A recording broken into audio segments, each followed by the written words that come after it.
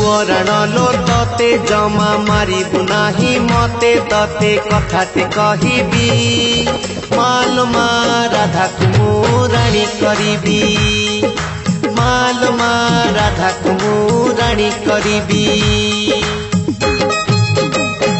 आरे सुना पोटा मोरो टिके मानी जबलो मोरो तते कथाटे कहिबी कान्हा रे कान्हा तो पाई राजा कुमारी आनिबी कान्हा रे कान्हा तो पाई राजा कुमारी आनिबी।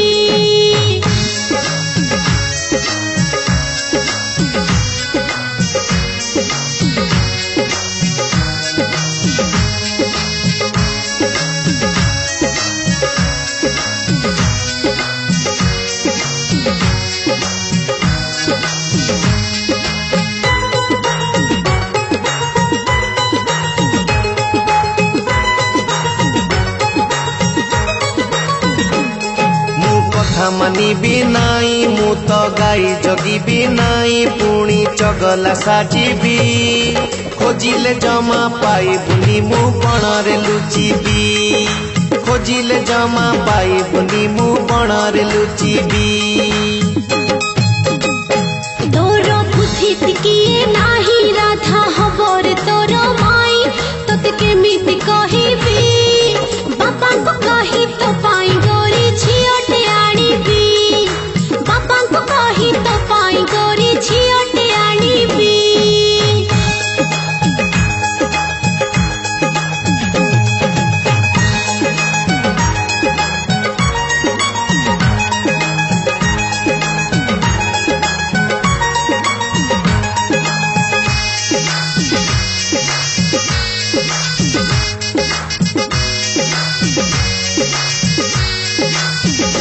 राधा हौ पछके माई आजी किछि शुणिबी नाई जाई राधा को कहिबी राधिका जदि करिब मना फेरी आसिबी राधिका जदि करिब मना फेरी आसिबी।